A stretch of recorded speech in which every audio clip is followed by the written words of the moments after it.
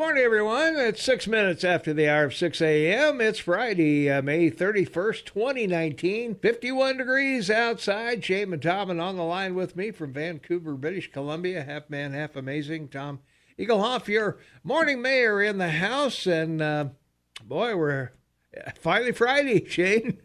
Yeah, there are a couple of cool things about today in history, too, so this is exciting. Yeah, it's going to be a nice day. Hey, if you want to be a part of the big broadcast, easy way to do it, 522-TALK. Pick up the phone, 522-8255. We'll be happy to entertain your thoughts. And you can also text us at 478-8298 or, well, just listen and have a good time. And enjoy yourself. Call in. Call in, baby. Yeah. All right. Well, we're looking for a high of 66 today. Scattered thunderstorms throughout the area, probably mostly in the afternoon, about a 50% chance of thunderstorms around the area. 71 tomorrow, mostly cloudy, or mostly sunny, I should say, tomorrow. 71, low of 47. Not much chance of precip at all. And then the rest of the week looks really good. 74 on Sunday, 75 on Monday, 75 on Tuesday, 75 on Wednesday, and then the rain moves back in on Thursday. 67 will be the high, 47 the overnight low, with thunderstorms starting in the mid-afternoon and continuing on through next weekend. So we'll have showers, and more showers. But, Monday through, Saturday through Thursday, or Wednesday rather, look pretty good, Shane. So we'll get a little break here. So yeah, you can actually maybe wash the car and you'll be all right. Or wash it. You can wash it or you can wash it. Either or. Temperatures around the area right now. Livingston is 52 degrees. Manhattan is 52. Three Forks is 53. Galton Gateway is 50. Ennis is 51. Gardner is 48. Big Sky is 45 degrees right now at the airport over in Belgrade. It's 50 degrees over there, and we're right at 50 degrees here as well in our downtown studios, and that's your weather at 8 minutes after 6. And don't forget, you can get your weather anytime you want it at KMMSAM.com or on our app at AM1450 KMMS. So we got a caller waiting, Shane, so let's get rocking and rolling. Happy Friday, caller. Thanks for calling in. What's going on? Happy Friday to you, gentlemen. Thank you. Shane, specifically for Shane, are you a Canadian citizen or do you hold dual citizenship? No, I'm a Canadian citizen. At one point, I held a green card. When I was 6 months old, we moved to the U.S. from Edmonton, Alberta to Billings, Montana. And at 12, I got a green card because at 7, I got a social insurance number because that's when I started my first business, cleaning birds. So where do your loyalties lie? Are they with Canada or are they with the United States? Well, Canada. I'm a Canadian. Okay, so we should just understand that you are Canadian and you are not necessarily implicating in any of your discussion that you are pro-American. Oh, no, I try to be, of course I'm pro-American, but I just try to be the dog that's not in the fight to give an objective view of what I see the Canadian point of view is of what's going on in your country. So you're not pro-American? I just said I'm pro-America, 100%. Pro-Trump, okay. Pro-American, pro-capitalism, pro-money, pro-stock market, pro-growth, pro-military. What else can I be pro at? Oh, I'm not pro at golf. Yeah. But you're not with the American agenda. Specifically, you are with a Canadian agenda. Well, in the context of where I live, I follow the Canadian agenda because I live here. Yeah. Right. And so with the new North American Free Trade Agreement, which is basically nothing more than it is a NAFTA with only a few frequent changes. And no, there's massive changes in it. No, that's not true, and you know that. No, it is. There's massive changes in it. Canada had to give up its. Canada gave up its access to to our dairy industry, which we've refused to do for as long as we've been your neighbor, and intellectual property rights and 5G, they gave up their control of it. I mean, we have our own independent 5G network, but we agree to work with the United States and its development and share the information. We also specifically 5G.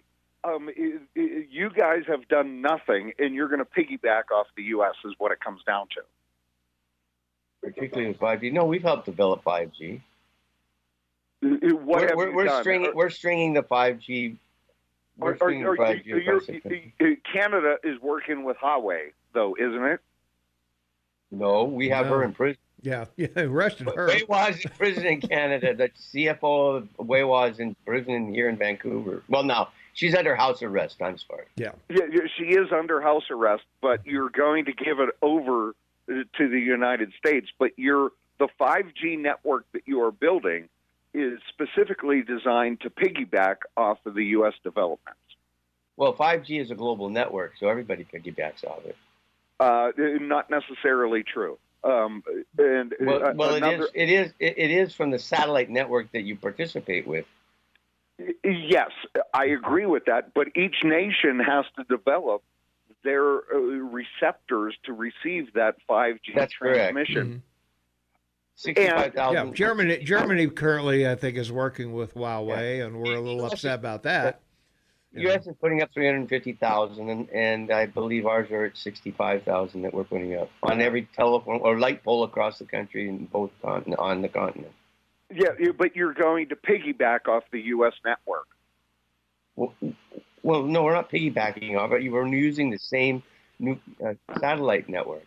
But you're going to. We do that with GPS right now. We do that with, radio and all other things. I'm missing your point. You're sounding like there's a specific reason for your question. What is it? The specific reason for my question is Canada is not developing 5G as quickly as the United States is, and the U.S. is way behind China and everybody else. No, that's not true. No, you're wrong about that. The U.S. is the one that's developing it first. They're ahead of everyone. The concern they have with China is access and the opportunity that China would have being involved in the network. Right now, they don't want China involved in their network. Well, look at the EU. The EU is far ahead of the U.S. and Canada by far. Only if they can. 2 more launches, with the satellites they put up there, they may be ahead. But that's nothing. That's just a matter of timing and when the satellites are put up. But your specific point of view is Canadian and not American. No, that's not what I said. I live as a Canadian under the rules of Canada, and I'm a loyal Canadian. Right. And express a Canadian point of view in regards to what's going on in North America, including the United States. And because it affects Canada quite a bit, what we do here. Yeah, you sneeze, we get a cold. Yeah. Well, just so you are aware, you are not the only trans Canada radio program, because there are many people in New England and in Michigan that also have New England, U.S. and Canadian hosts. So you can't really say that you're the Canadian, the only trans international. I believe we said we're the only Montana. That's right. That's what it says. The only Montana. In Montana. Okay. Well, just know that there are many. I know there are. That's why I limited it when I wrote it to Montana, not nationwide. I'm sure there are other. I know there's a program called Five Sisters, and they all live in different countries. That's a program that's on. So yeah. Well. Have you got your gotcha moment yet, or what are you looking for? No. You sound like you're looking for a gotcha moment. Go ahead. No, it's not a gotcha moment. I just wanted to be clear that the views you express are Canadian views, and I understand that for the radio program. but they are not necessarily American views. And well, that's not true. No, that's not true, because I was 6 months old. You told me, you just said you expressed the Canadian view. Of Canadians, but I also have an American view because I was in the United States from 1955, June, till December of 1980. Yeah. Yeah. So, just because I was educated there and went to school there, worked there. So I have a pretty travel across the United States. So I think I have a reasonable view of America, from a point of living, work, and being educated there. Of a Canadian. Of a Canadian that has worked, lived, and been educated in the U.S. Correct. No, I didn't say that. You expressed the views as that's what I said. A Canadian. So you do not express American views. The other question I wanted to ask you guys... He expresses American opinions. No, he expresses Canadian-filtered opinions of America, is what I'm understanding. Well, you had another... Since you understand that now, your other question? What do you guys, as a Canadian, Shane, what did you think of Mueller's public statement? And I missed yesterday, so I don't know if you've already discussed that. So forgive me if I'm going backwards for you guys. Well, he's trying to turn your legal history on its head and precedent and legal precedent in your country. Well, you asked me, let me finish. And he because of your Attorney General's interview with CBS yesterday evening, he's turned back on his comments and recognized that the office of what is it? We talked about legal counsel. The Office of Legal Counsel, which was, I believe, established in 1974, was not included in his decision. Well, he's not authorized based on a Department of Justice memorandum saying that a sitting president cannot be charged with a federal crime. Well, that's what he implied, but that's not true. That's not true. His report. He cannot indict. Correct. Or charge. He cannot indict or charge the president. That's not a job of the executive branch. He works for the president. So for him to do that would be the president self-incriminating himself under the law. So he has to refer his information to the Attorney General, which he did, and the Attorney General turns it over to Congress, which he's done. And not a single Democrat has gone to a SCIF and read it. And if they want to use that to draft, impeachment resolutions against your president, then they can. They're the only authorized person to charge the sitting U.S. president with any breach of the law. So says a Canadian. No, so says your Constitution, sir. Yeah. No. There you go. I got you. Yeah, there you are. Oh, so you were looking for your gotcha moment? Is that what you're saying? Yeah, you bet, baby. You called and bam, I got you. Well, we'll see what happens. You should go read your Constitution before you make blatant statements like that. No, I have read the Constitution. Well, clearly not. You don't understand it then. So maybe you should go read the law. Maybe that would help you. Okay, and finally, I'm going to tell you, Tom. Yeah. Within the next month to 6 weeks, you're going to hear Clint calling about the pond that is causing the stink that's keeping him from, his renters in his house. That story is going to come up. We've heard it for 5, 6 years now. Everybody's given him advice. Just shut him off when he does that. All right? All right. Thanks, man. All right. We got to go. We're behind here. We got to do Montana. Hey, wait. That was not fair. You only got 1/3 degree. We got to do Montana news and agriculture. We got to do the head Waters Livestock Report. We got to take care of our ranchers, farmers, truck drivers, cab drivers, and bartenders. So we'll be right back with more right after this.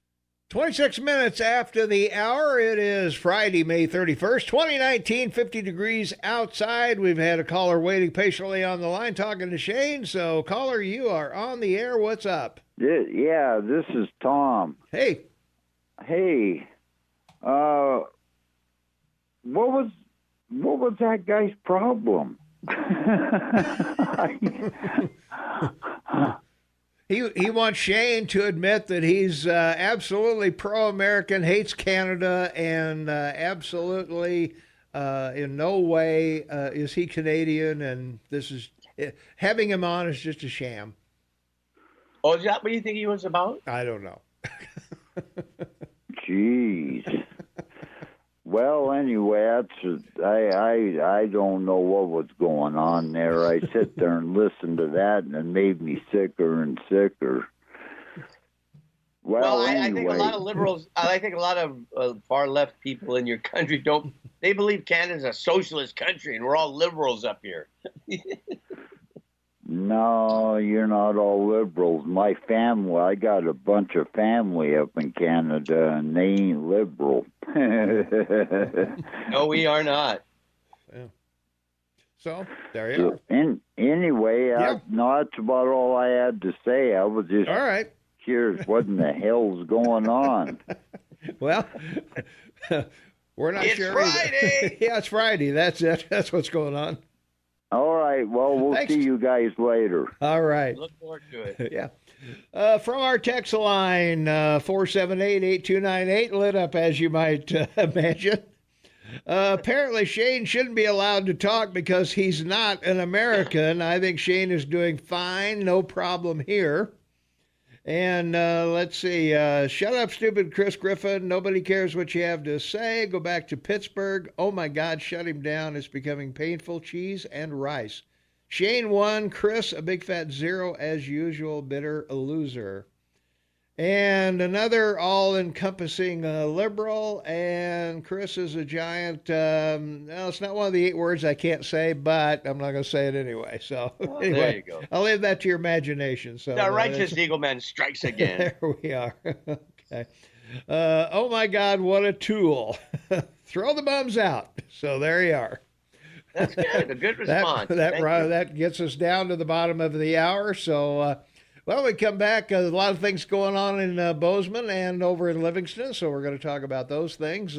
Also, at the top of the hour, we'll be talking about the 5 things you need to know. And Jennifer Bordy will join us at 8 o'clock. So, hey, we got a full morning to go. So glad you're with us. Happy to have you along. Thanks for taking us with you on your morning whatever you're doing this morning, and we'll be back with more stuff.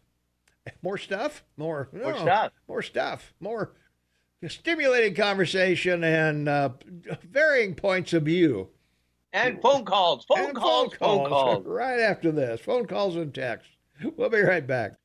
23 minutes for the top of the hour. It's Friday, May 31st, 2019, 51 degrees outside. Welcome to the KMMS Morning Soapbox with Tom and Shane. Shane in beautiful Vancouver, British Columbia. Tom Eagleoff, your morning mayor, in the house here. And more from our text line. Let's see. I also want to say how despicable Chris is for his parting shot at Clint. What kind of so-called man belittles his elders? Have a little respect, dude. Respect. Let's see. I suspect he is trying to compensate for his lack of manliness. Something Clint has in spades. Chris, the eunuch, fails again. Maybe Chris could use some Noxatril. Let's see. Chris, the ugly American, and Chris was a babbling idiot. My ears are still ringing. So there you are. So from our text line, and let's take a phone call. 522-TALK is the number. Caller, you are on the air. What's up? Hey, guys, it's Aaron. Hey. Hi, Aaron. Hey. Hi, Shane. Congratulations. Congratulations, Shane. You did a nice job with Chris. It was funny. You know, I think the sucky thing about what's going on in this country right now is that, and I'm going to use Chris Griffin for an example, because I was in his position when Obama got elected. And that is, politics has basically become like a sport in this country, and we're each going to pick our side, and we're going to defend it to the death, right? So no matter what Tom Brady does, deflates balls, whatever, if you're a New England Patriots fan, you don't believe it, you don't care. And it's kind of where we're at right now. And I think Chris, he was so invested in the fact that Hillary was running. She was going to be the first ex-first lady to be president, and he was enamored by that, and he touted it on his radio show. And I think on election, when was election day? Was that November 8th? Yeah. Yeah, so November 8th, that morning, he was gleefully going down to cast his ballot for Hillary, as a lot of liberals were. And, come midnight, I think all those faces we saw on TV looked very similar to Chris's. And, it creates bitter resentment in the people that won. You know what I mean? Mm-hmm. Yeah. And I think that's where Chris is at with this Mueller deal and this whole Russia, that you hate the guy so much because he dashed your dreams upon the rock. But it's clouding your judgment. You got to be able to look past all that and see what's really going on. You got to take in the whole picture. And that whole deal with Robert Mueller, there was no sense in him even giving that statement. That was about as dumb as the James Comey exoneration of Hillary Clinton deal. It was, yeah. What's that? It was. It was. It was stupid. And there's no reason for it. Now, if you read the Ken Starr report, and I didn't read it, I read excerpts from it, he completely indicted Bill Clinton on 11 felonies. Mm-hmm. And, then the word indictment has that's the difference. He did make an indictment referral to the Attorney General. Yeah. Right. And it was, and by both definitions of the word of indictment, there's two. He nailed both of them, and he put it and nailed Bill Clinton on them. And so for Mueller to get up there, and Mueller, I don't believe Mueller used the word indictment. He said you can't prosecute, and I believe is what he said. But for him to get up there and say that, when he very most certainly could have, it made the whole thing political. And the hypocrisy about the Star report was it was Nadler, who's now head of the Congressional Legal Committee. He sponsored the legislation to seal the report, and that any future special counsel reports aren't to be open to the public. Right. And what's even more hypocritical is then when Trump says, all right, the Attorney General has full authority to declassify anything he wants, the Democrats, oh, no, you can't do that. Wait a minute.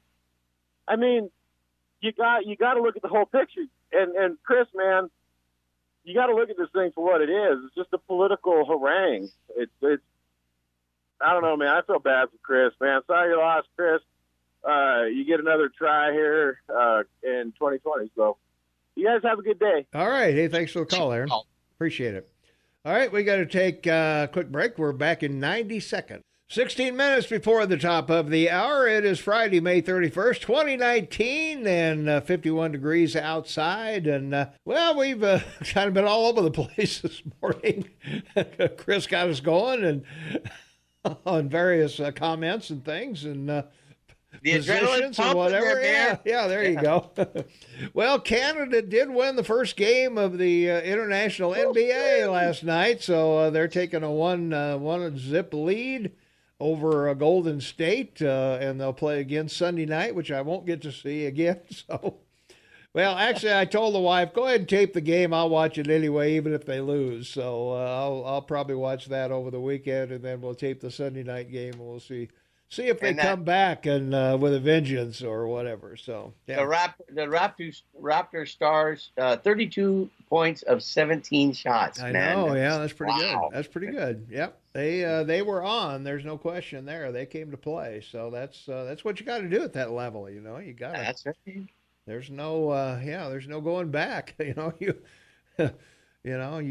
go home if you don't perform. So yep. You gotta get her done. That is for sure. So, The other things going on, I guess, around that we could talk about here in the time we got left from local news, the farmers market. You remember, Shane, we were talking about it collapsed. The pavilion over in Bogart Park, part of it collapsed from the snow.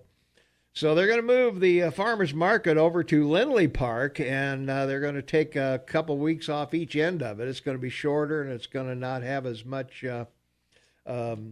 space as Bogart does, but they're going to make do with it over there. Some folks will have to be outside, but a lot of folks are getting a little nervous because a lot of them, at least one person was commenting 70% of their yearly income comes from this farmers market, so they sell a lot of stuff there. So it's quite a big deal. But it's 5 to 7:30, I think, is when they. And it's a seasonal business. So, you gotta make hay while the sun shines, right? So, that's right, baby. Let's take a phone call. 522 Talk is the number. 522-8255. Calling on the morning soapbox with Tom and Shane. What's up? Commenting on your basketball games. Sure. I believe up in Canada they use metric hoops. They do. That's the problem. That's the problem. Yeah. Metric hoops. That's very good. Well, if that were true, wouldn't it be taller? Metric scores, too. They actually won that game. Yes, they did. Talk to you later, guys. All right, thanks for the call. Very good. I like that. That's what I should have thought of the metric hoops. Jeez. I'm always giving you a hard time about metric time. I don't know. Everything else, so. and I always complain about the fact that the hoop is 11 feet high since they were 5 years old. It should be lower for a grade school and high school basketball, but whatever. Yeah. Well, it's 10 feet. Or higher. Feet, it's 10 feet, but it should be. I've always thought that. I always thought that and I guess you grow up to the ball size, but yeah, that's right. Obviously when you're 8 or 9, as I was, banging baskets off the barn back in Illinois. Yeah, but you were 10 feet tall at 6 years of age. Well, that's true. Yes, I was. So. But my brother and I used to get out there and we'd shoot baskets for hours. Yeah, of course we did. That's what you did in Southern Illinois. The four corner game, right? Yeah, that was basketball country there. So so it was fun. Yeah.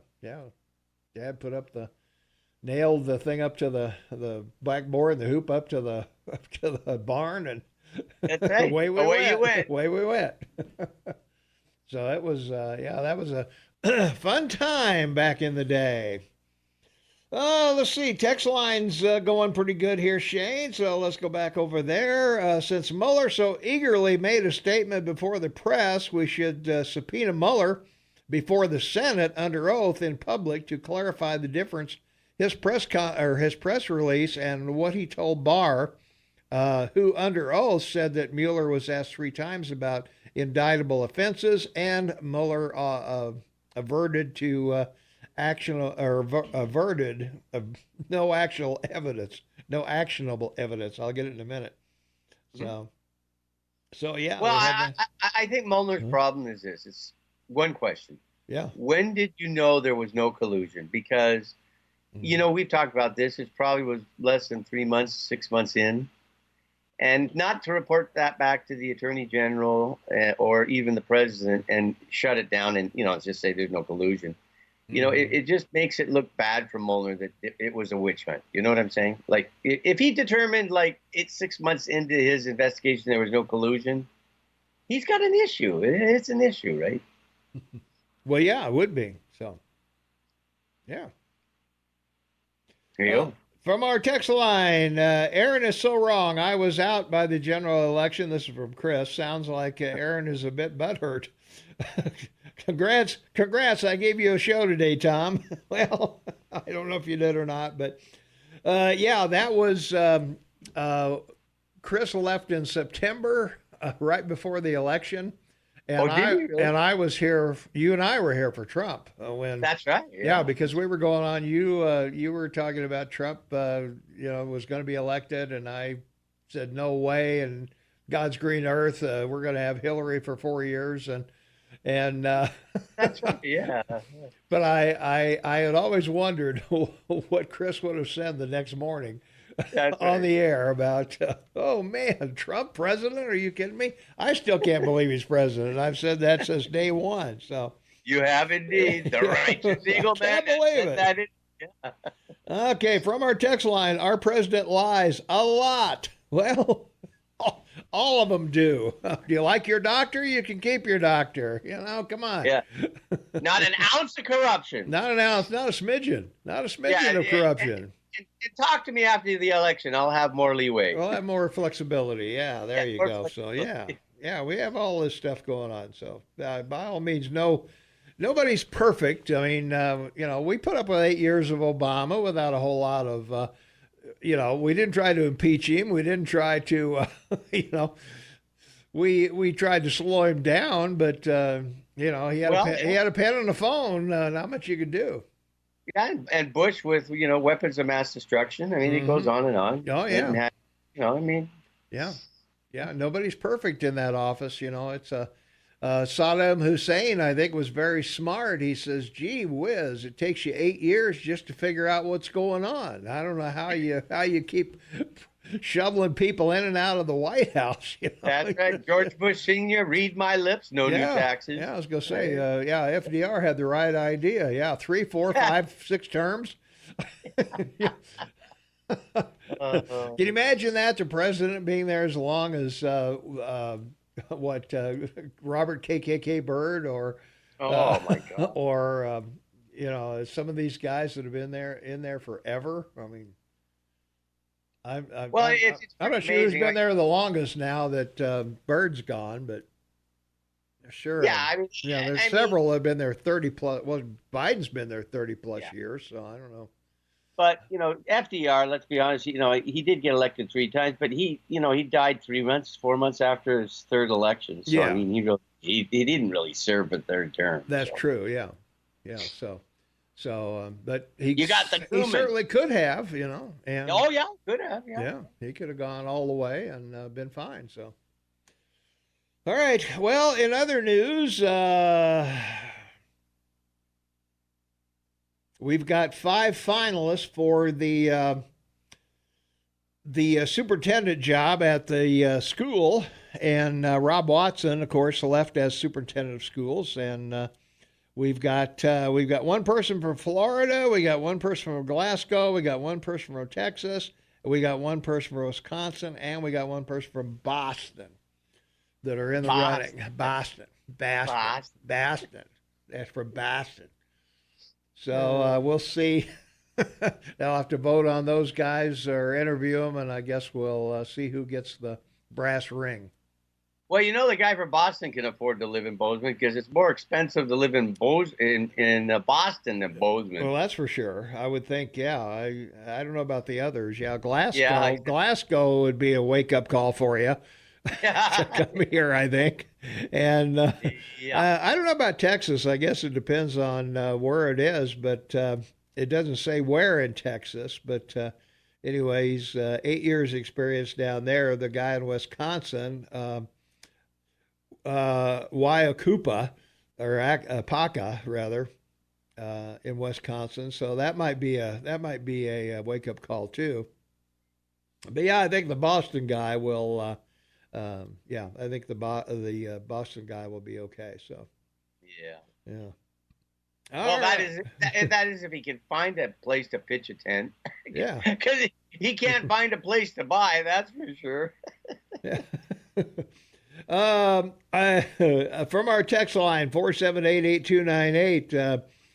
I kept my doctor. Mexico isn't paying for the wall. Okay, there you are. Hey, now wait a second. Yeah. Wait a second. Trump instituted that tax. It's not a tariff. It's a tax. Let's be clear on this. Okay. That could very well pay for the wall. So be careful what you say. All right. Thanks to Tom and Shane for making this radio station great again. Chris Griffin is exhausting and was killing KMMS and KPRK. Griffin getting canned was a gift from God. So there you are. I don't know about that, but well, we it's a job to sit here and do this. It really is. I don't know if we make it look easy or not, but it's a job. It really is. Yeah. Well, should I tattle on Chris? Well, I don't know. What? Well, you know how we signal back and forth because we are on Skype, right? Right. Yeah, we see each other. And during the commercials, if someone calls, you put them on, we talk. Yeah. And then sometimes during commercials, someone calls and knows how to allow the phone to go to that obnoxious beep, beep, beep, beep, beep. Oh, yeah. And I put my hand up. So you turn it off. Yeah, you let me know that the caller left for whatever reason. Yeah. Right. So whoever it was had to know how to do it because the operator comes on and says, you can't do this. Yeah, if you'd like to make a call or something, yeah. Right. And then I would hear this voice go, Montana area code 406, but I didn't recognize the voice until today. Oh, okay. So, Chris, quit interrupting our ad calls, okay? Right. Well, sometimes I'll answer them during the commercial, and sometimes I won't till we I get appreciate closer that. to the thing, So what he does is cause it to go to that beep, beep, beep thing, Yeah. It's right in my ear. Well, that's just because they leave the line. They just hang up. Yeah, exactly. Yeah, they hang up. So, all right. Let's see. In other news, what else we got going on? Hey, we're gonna have a fish app. We're gonna have Montana Fish App. What do you think? On your phone, it'll be free, and it'll do the 22 species of fish we got here. And how cool is that? What a deal is that? Pull out your phone, and hey, Mabel, that's a rainbow trout. Exactly. So I don't know. I think you have to be very serious about that one. So. Well, it's a cool thing because it gives you. Well, you've been fishing in boats where they have the radar, right? And pick up sure. Yeah, you see the whole fish down there and the creature from the Black Lagoon and all the other things that are down there. Lagoon. Speaking of fishing, have you ever seen that show on TV where they fish with their hands for? Oh yeah, they go down there and drag out what are they the catfish, the big huge giant catfish, and they got their arm halfway down this fish's throat. And, come on, something wrong. Something really wrong. Something really wrong with those guys. Well, Bob Seger and the Silver Bullet Band are going to be in Bozeman. They're coming here soon, so keep an eye out for that. We may have some tickets for that. I don't know. Sometimes we get tickets for these things. Sometimes we don't. But probably the Moose will, or I would guess the more likely to be the Moose. He's more rock than country, although he did do some country stuff, so why not? And well, we've also got a story about a Mexican man arrested in Bozeman, and apparently was a U.S. citizen, and the judge said, well, lock him up anyway. Mm-hmm. So they have a federal court says Montana judge and sheriff's deputy violated a Mexican-born man's rights when they detained and arrested him based solely on suspicion he was in the country illegally. So apparently, in a lawsuit against the judge and deputy, suspicion of unlawful presence does not without more provide a basis to detain or arrest someone because it's not a crime for a removable alien to remain present in the United States. So it's not a crime for a removable alien to remain in the U.S. So, wow, that's amazing. I don't know, man. That seems, I don't know. All right, we've got a duck hat here. We got to pay some bills. We got Fox News. We got Montana State News, and we've got Brooke Foster with weather and all of that. And Jennifer Bordy will be in at 8:00, and we'll she may have some comments about Mueller and what's indictable, what's not. So we'll talk with her, and we'll be right back with more right after this. 6 minutes after the hour of 7 o'clock, Friday, May 31st, 2019, 52 degrees. Shane, you need to say goodbye to your caller because that would be double dipping, and we can't be doing that. So All right, let's see. It is 53 degrees outside. We're looking for a high of 66 today, but we're going to get some showers around the area. So by all means, let's not go there. So let's see. From our text line, what? Removable alien? That's a pretty good one, huh, Shane? Yeah, that works with me. Removable alien. Yeah, as long as they're removable, they can stay. That's it. So I don't know. Let's see. Let's go down to. Can't say that one. I love these texts, you know. 'Cause Yeah, more people I know. Texas. You know, I ride the SkyTrain here all the time, and people are on their phones all the time texting. Yeah. So, I mean, I can't believe how fast their thumbs are. I know they rock and roll. What is Shane's take on the feral pigs waiting at our northern border? So, what are the feral pigs doing at the northern border, Shane? Well, the feral pigs, I think they're talking about boars, wild boars, if that's what their reference is. And, Probably, yeah. yeah, and it's a principal problem in the New England states and the province of Quebec. Yeah. But good food though. I've had boar in Texas. Good to eat, baby. Yeah, it's not bad. Yeah, it's one of those boar. You butcher it, you've got pork for the winter, baby. You do. They're pretty big operations going there. Yeah. From our text line 478-8298, we were talking about FDR and 3 terms and whatever. Change the Constitution to 1 6-year term for the president. No. Yeah, I don't think so either. Thanks, Tom and Shane, for making this radio station great again. Chris Griffin is exhausting and was killing KMMS and KPRK. So that pretty well clears it up, I think, for our all right text line. So we're all right there. So, well, there's a big car show in Livingston coming up this Saturday, Shane. Big deal going on over there. Lots of fun and things to be had over there. So we'll be checking that out. It's the historic Livingston Summer Kickoff, June 1st, 2019, 16th Annual Livingston Wheels Car Show, prizes, and slow drag. And it's 9 a.m. to 4 p.m. on Main Street and Callender Streets. And join us for free special events. Everyone's welcome. And they also have the Ray Alt Living History Day at the Yellowstone Gateway Museum, 10 to 5. Artist demos, Native American games, lunch, all that. So by all means, if you're over in the Livingston area, you want to get over there and check that out. Brought to you by Wrestler and the Livingston Chamber of Commerce. So quite a big deal over there. So yeah, should be a pretty good. Music is yeah. Music is a language of the universe. Well, that's what they tell me. So, all right, 5 things you need to know, Shane. Well, the first one, I guess, is the announcement late yesterday, 5% tariff on Mexican imports to increase to 25% unless the Mexican government gets control of the immigrants coming north. And you know, as we talked yesterday about this socialist government in Mexico, this is a serious issue because the population in Mexico is, it's pretty significant. There was 125 million people, 126 million people.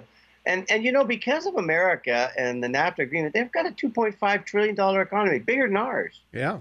So it's going to be...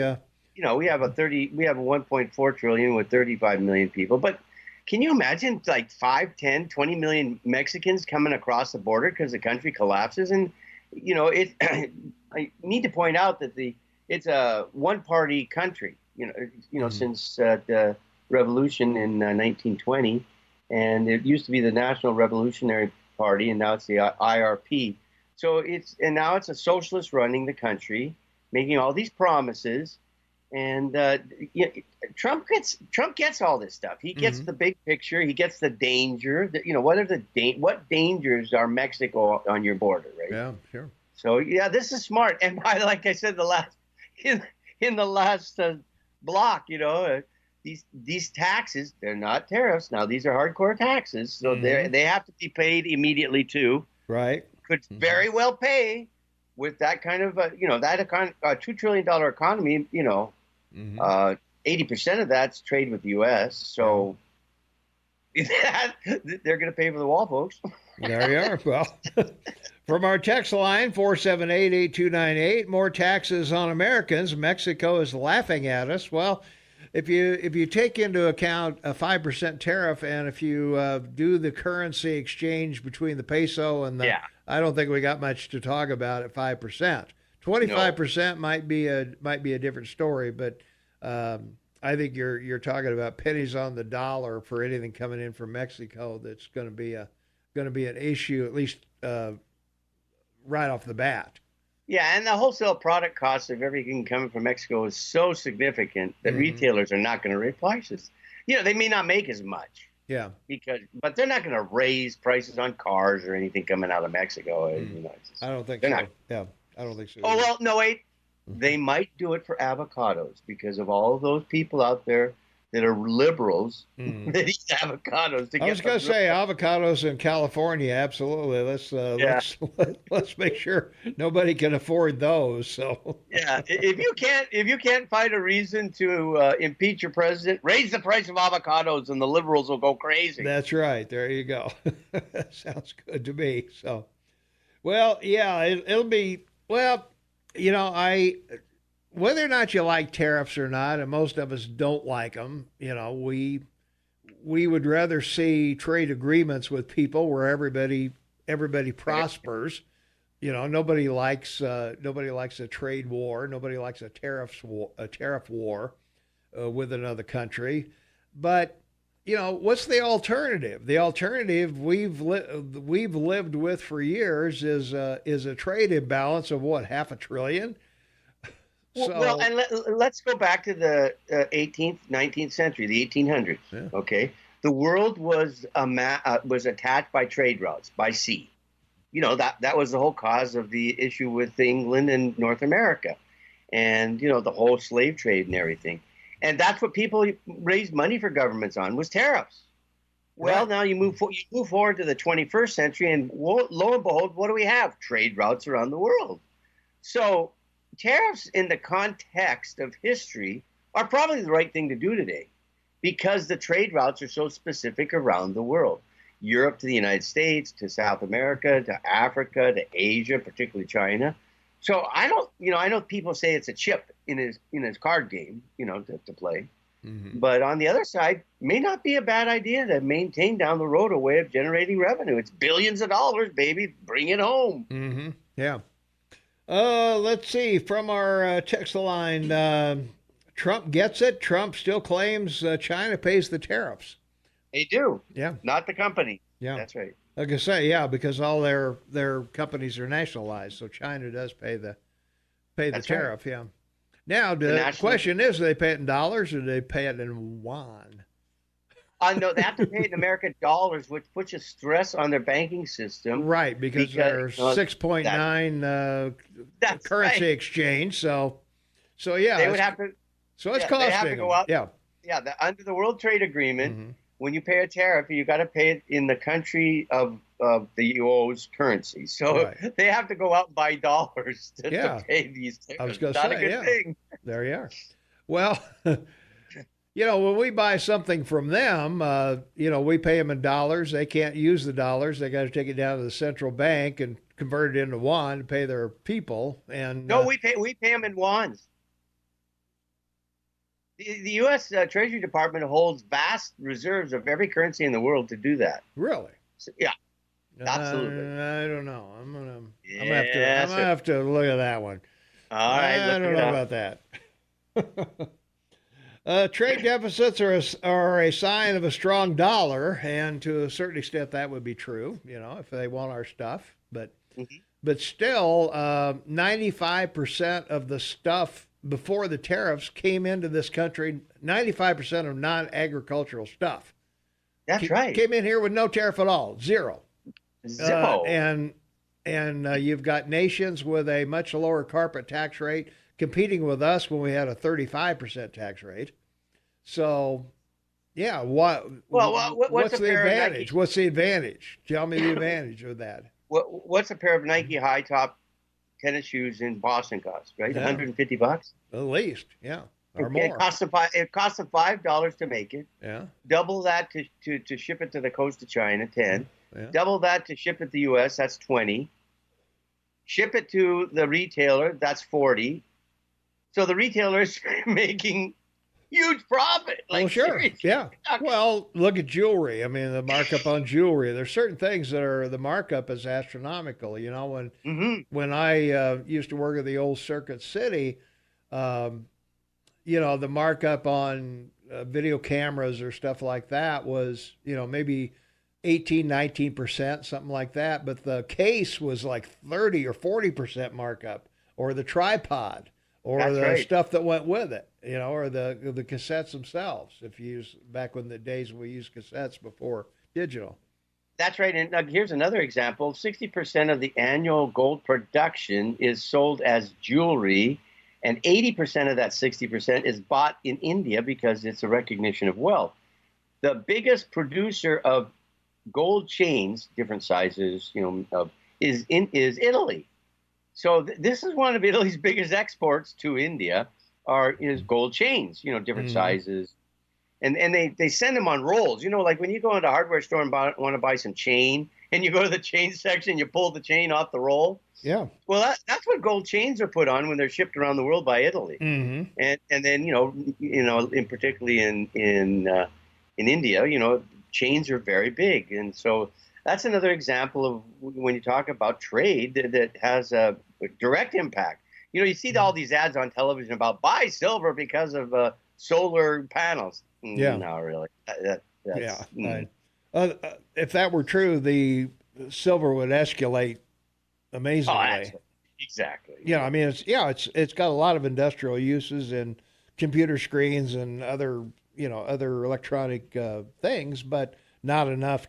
There's not enough silver in each one to make That's right. To move the needle. Yeah. That's right. And silver hasn't moved significantly in the last 100 years. We should talk about it because it was the Hunt brothers in Texas that cornered the market and literally bought up the silver market around the world and drove it to $55. Yeah. And then overnight, the commodities exchange in Chicago changed the ruls on delivering silver overnight. It collapsed. And they lost. They lost big time. I remember that. Yeah. All right, we gotta take a quick break here. So, but it's a short one. I think we'll be back in 30 seconds. So hang on. 20 minutes after the hour of 7 a.m. It is Friday, May 31st, 2019. 52 degrees outside. Looking for a high of 66 today, and some rain around the area in the forecast. Looking at our text line, 478-8298. For people who whine about every local tax increase, you seem very cavalier about the president slapping tariffs on the whole country. Slice it any way you want. A tariff is a tax on Americans imposed by one man. Well, I would say they're only a tax if you buy the thing that has the tariff on it. That's correct. You're not forced to buy it, you know. We've talked about it before. There's a need and a want. You know? That's right. Exactly. Need and a want. So let's see from our text line. I love tariffs. Okay. And let's see. Yeah, that should. I think that wraps it up for our text. I don't see any new ones there. So, all right. So we're okay there. So there you go. Yeah.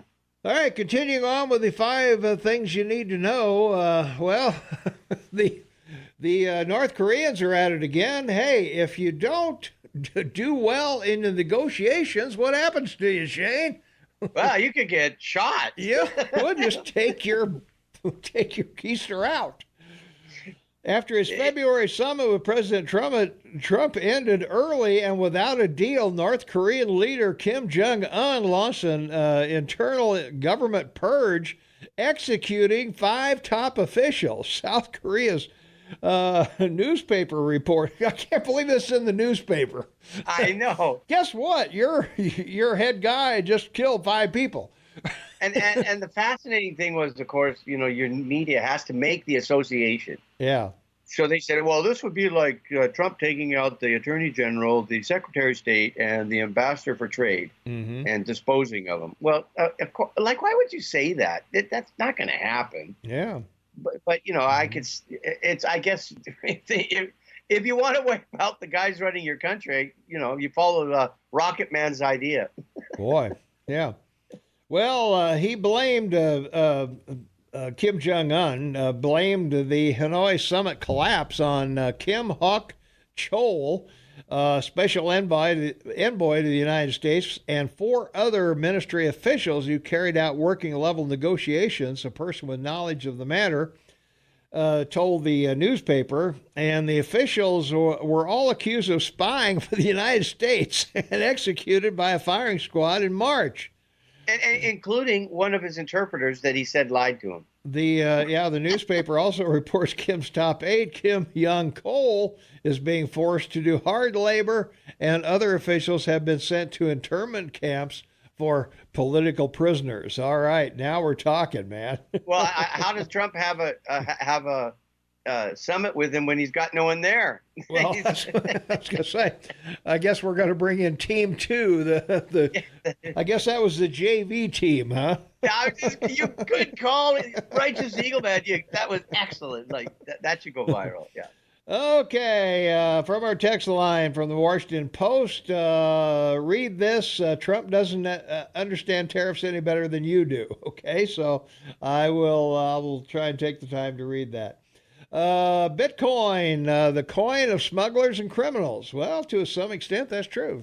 So that's right. And let's look and see what Bitcoin's trading at today, out of curiosity. Yeah. Where are we? Bitcoin. Oh, 8,379, up 101. Getting up there, yeah. Okay. It's moving, baby. It's moving. From our text line, I thought silver and gold used to be coupled together because they were monetary metals, but that the decoupling of gold and silver now allows gold to move without affecting silver. And isn't silver more of an industrial metal today? I would say, yes, it is. Yeah, it is. It's more industrial. And interesting that they sent that email, because gold just went over $1,300, up 962, 1,362 cents. Rarely that it's been above 13 or stays there for very long. So that's correct. Well, and the market, which will be opening in about 5 minutes, we'll talk a little bit about that at the bottom of the hour. Right now, overnight, it was pretty negative, down 300 points. It's up 43 points now. The NASDAQ's up 20. So we'll see when the market actually opens whether it's another dip or what. It's going to be down, Tom, because oil is $55. It's down $1.50. So. Yeah. Well, that's what I'm thinking. Yeah, it's more likely it will probably open down. So, let's see. From our text line, can we charge Canada for the smoke that was illegally imported into our valley today? Yes, we can. Yeah, send Shane a bill. And you know where it's from? It's from northern Alberta. And my daughter called me from Kamloops, and told me it was there. And it's here too in Vancouver. There's a haze. It's from Alberta. Wow. Ouch. Yeah. So you got a big fire going on over there or something? Or? Yeah, in northern Alberta. So it gets caught in the stream. Yeah, the jet stream. Circling. Yeah. The stream that's circling north of Alberta catches that smoke and then swings it down, and it heads it down into the lower parts of the northwest. Into our backyard. Well, thanks a lot for that. Jeez. It's just wood. Yeah, right. Just wood smoke. That's all. It's just wood smoke. Let's see. From our text line, maybe Trump can write Kim another love letter telling this mass murder what a great guy he is. We can do that. Yeah, I'm sure he'll. Yeah. I'm sure he'll. What, the Saudis murdered some guy and we go nuts, and Kim murders 5 people and we kind of, that's news. That's in the paper, of course. So, well, it's a big mistake on his part because Trump will use it as a card in negotiations. You can't be doing this kind of stuff. People, you're making this difficult for me to meet with you and talk with you when you do stupid things like that. Well, yeah. Well, I'm thinking back to something that Lindsey Graham said during the Kavanaugh hearings. Yeah, He said this kind of action will keep good people from coming forward. So that's right. Do you think there's a line to replace these guys in North Korea? No. Is the HR person inundated with resumes? Yeah, I'm a negotiator. I can take Trump on. Let's go. Yeah, that's right. Exactly. Looking out the window at the blood-splattered wall of the. and regrettably for your president, he can't refer anybody from the America to the Rocket Man because I know no one's gonna go. Yeah. I think what we need to find a bunch of really good Chinese negotiators that are U.S. citizens. Send them over there. Let them talk in their own language, and let's hammer out a deal and get this thing done and over with. So I don't know. I wonder what China thinks of that. Well, I think that's kind of that's kind of a slap in the face of, I don't know. Is it President for life? Xi doesn't have. He can't be happy about it, right? Well, I wouldn't think so. I mean that gives the Asian, people a bad name or a bad taste in your mouth. If you're doing that, but it drives home that a dictator can pretty much kill anybody he wants. Well, I have to tell you, I've been to South Korea 3 times in my life, and these are very, angry people. I mean, it's unbelievable. You go to these bars, and it's just men and girls, serving, and you can't refuse a drink from somebody else. If someone in the bar, they're little rooms. They're only like 20 by 20 rooms, and you go in and you drink. Yeah. And they go in there and they drink till they literally fall over. I mean, wow. They have demonstrations, and they have riots. They have organized riots. Yeah. Oh yeah. Well, they have freedom. They have freedom there. That's right. That's right. There you go. All right, we've got to take a break here. We got Montana State News, Fox News, Brooke Foster weather. We've got some other things, so stay tuned. Jennifer Bordy will join us at 8 o'clock, so stay tuned for that. And we'll continue on with more of the 5 things you need to know after this.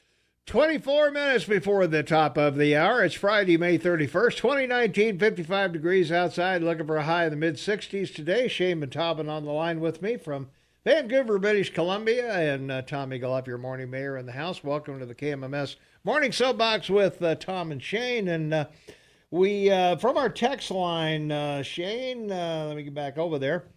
Did Barack Obama put any tariffs on any countries, and how many times did he do it, and what percentage rate? If so, why does not the Democratic Party say something about it on social media? Well, he did put tariffs on things, and I took the time to look it up. That in 2009, he put tariffs on Chinese tires because invoked a law that had never been used by the United States before under the WTO, the World Trade Organization rules, and but we were having tire plants close and whatever. So that was the biggest one I think that he did. But also in all, China's export restraints on the materials at issue in this dispute cover approximately 100 tariff codes. So the United States brought this dispute to create a level playing field for U.S. workers and businesses that manufacture many important downstream products in the United States, including hybrid car batteries, wind turbines, energy-efficient lighting, steel, advanced electronics, automobiles, petroleum, and chemicals. And in late 2014, the WTO agreed with the United States and found that China's export restraints are inconsistent with the WTO rules.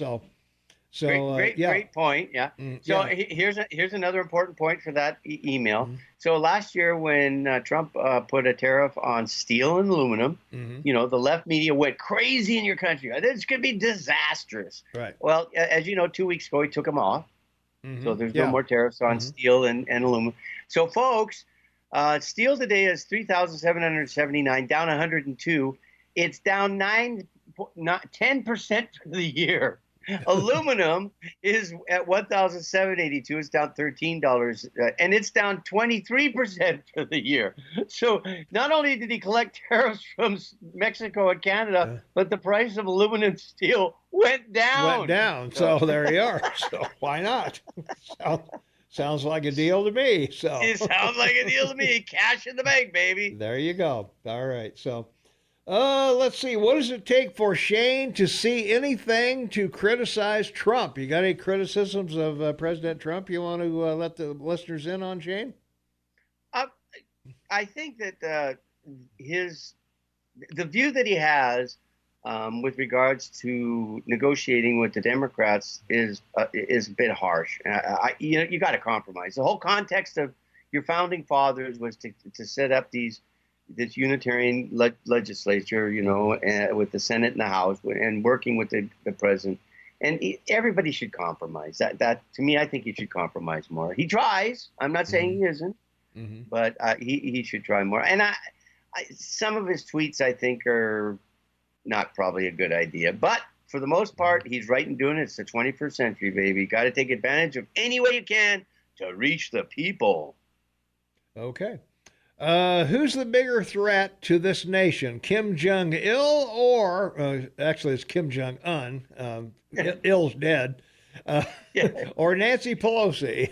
Which is worse? Do you think? For the U.S., I'd say Nancy is, because she directly affects what happens here. That's right. She's the third which most powerful Kim doesn't. That's right. To a certain extent. So, but I think Nancy Pelosi is more dangerous to her own party than she is to your country. Well, there you are. Well, that may be true, too. Let's take some phone calls. 522-TALK is the number. Caller here on the Morning Soapbox with Tom and Shane. What's up? Hey, good morning, gentlemen. How you doing? Good. Steve-O. Hey, Steve. How you doing? I'm doing well, Tom. Thanks for asking. Sure. Hey, Tom, you said earlier, you made the comment, you don't know if you make this job look easy, Tom, I think you make it look just as hard as it really is. Oh, thanks. I appreciate that. Yeah. I'm just kidding. It's no walk in the park, I'll tell you. Yeah, just kidding, man. You guys are seamless, flawless. Now maybe it's up to the power of Rush Limbaugh, but without the pompous. So I really appreciate that. Well, we appreciate you. You appreciate you appreciating us. So all right. Well, we'd even be better if we were paid more. That's true. Yeah, if we were paid more, we'd be great. Hey, what are we up to, Shane? Now on this, people coming across the border illegally. I mean, what's the number per day or per month that are coming across the border? 100,000 a month. 100,000 a month. The last report. Yeah. Yeah. That's my point. I remember for the last 4 months. For the last 4 months, yeah. Yeah. I called into the show before when there was 1,000, 2,000, and all the Dems were saying, there's no crisis at the border. And I said, what are they going to do when it's tens of thousands or maybe even hundreds of thousands? And now we're at that point. Yep. You don't hear any of them now mentioning that it's a crisis. Yeah. And talking about hypocrisy, that's what I wanted to point out today. Yeah. John Tester, our illustrious John Tester, said he's open for anything for border security as long as it's not the border wall. Yeah. And then when you look at some of the things he wanted to do in addition to or instead of the border wall, surveillance was a big thing. Mm-hmm. But tell me what good that's going to be if we don't, hire enough Border Patrol agents and TSA agents to, handle the surveillance, because if somebody's crossing the border illegally, you need response. Yeah.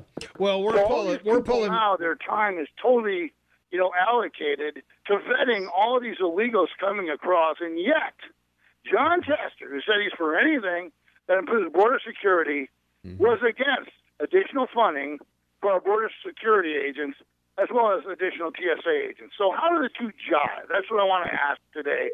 There's a little hypocrisy there. Mm-hmm. Well, the one thing that right now, because of the we don't have enough border guards, they're pulling them off the checkpoints where the drugs come in to handle this massive humanity, and they're also pulling TSA agents out of the airports, which is going to slow down air travel dramatically. So, yeah, that's why I say a wall. What could a wall hurt? You know? Precisely, Tom. I mean, precisely. I mean, now, the very thing that Kessler said, he said he's not opposed to improved border security. It's a lie because, just like you call it, you get these texts saying, Trump lies about everything. We're substantive on the conservative side for the most part. Yeah. I don't say Obama lied about everything. Hillary, Clinton lied about everything. This is an example. Yeah. Trying to be substantive.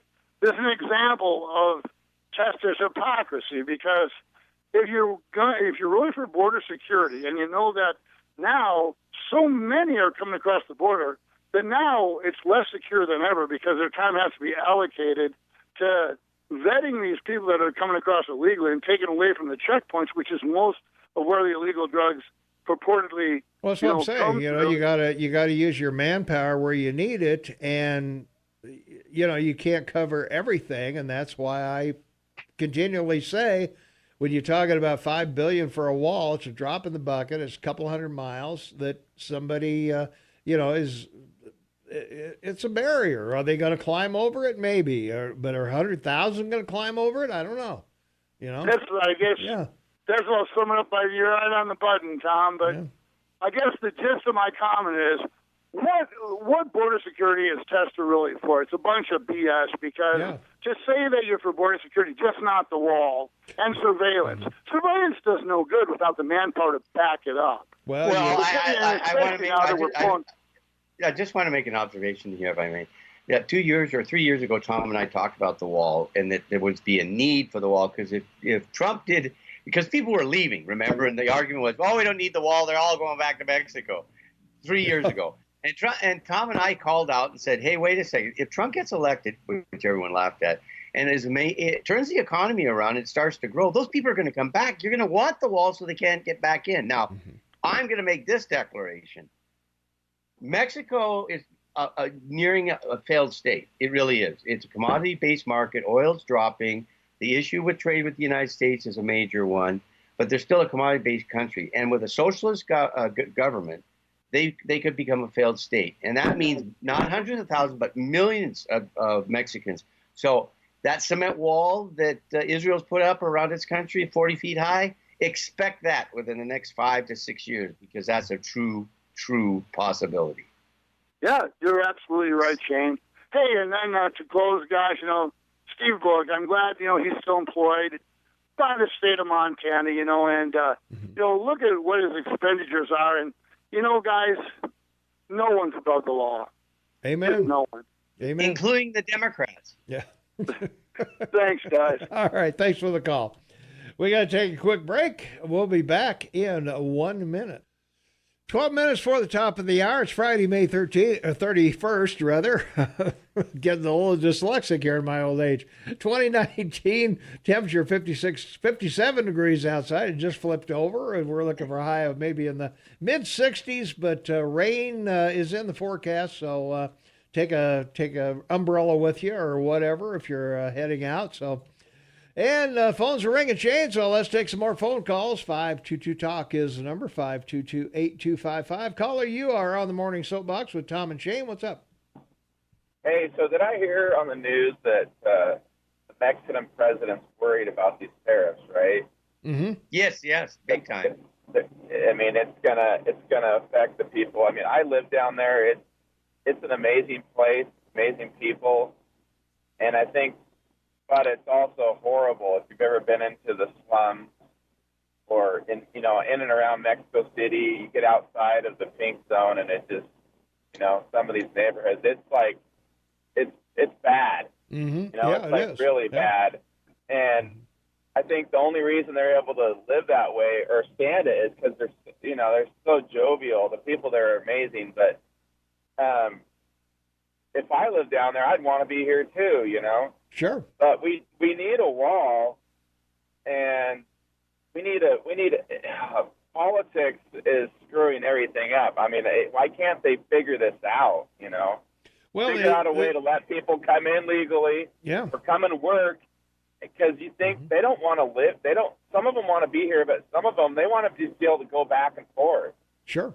I know guys that go home every winter. They don't want to be here when it's 30 below. No, they don't. You know? Yeah. I'm going home. I'll be on the beach for 3 months, and then I come back and work here for the summer or whatever. But Well, your country allows 1.2 million people into your country every year legally. That's more than the next 5 countries combined. So you allow more legal immigrants into your country than the total of 5 other countries in the world. That's, this is not an issue, then it shouldn't be. You're very generous as a country to the rest of the world. So yeah.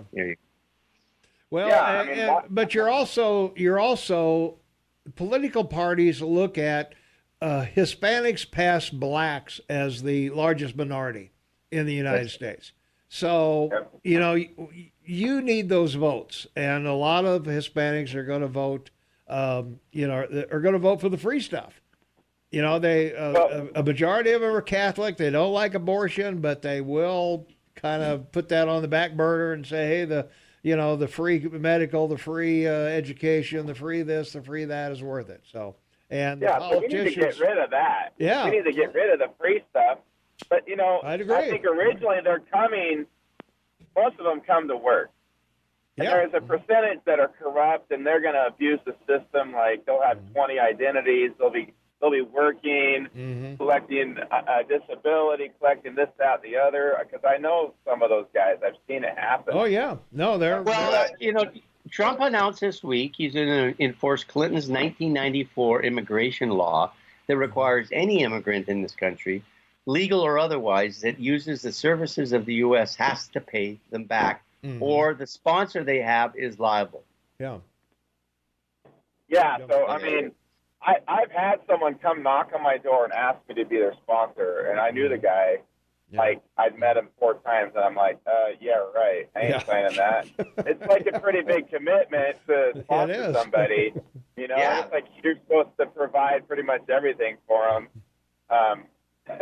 And I'm like, yeah, I don't think so, dude. But right. How do we fix it? Well, until somebody realizes that it is a crisis, nothing's going to happen. Because the wall thing, I mean, it's like catching mice in your house. Yep. Let's say you got mice everywhere. You catch the mouse, and then you just let them back out in your house. Yeah, right. Yeah. Like, at least let them out on the other outside the wall, right? I mean, yeah. Well, you let them loose in the neighbor's house is what you do. And then they're like, why do we have so many mice? Well, because they breed too, That's a story. All right.